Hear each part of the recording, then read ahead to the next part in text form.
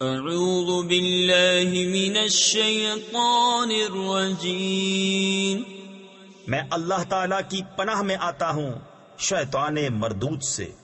بسم اللہ الرحمن الرحیم، اللہ کے نام سے شروع جو نہایت مہربان رحم والا۔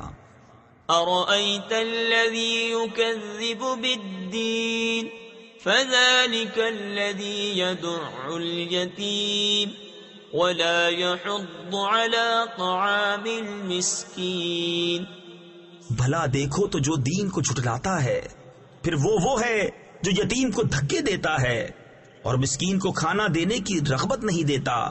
فويل للمصلين الذين هم عن صلاتهم ساهون الذين هم يراءون ويمنعون الماعون۔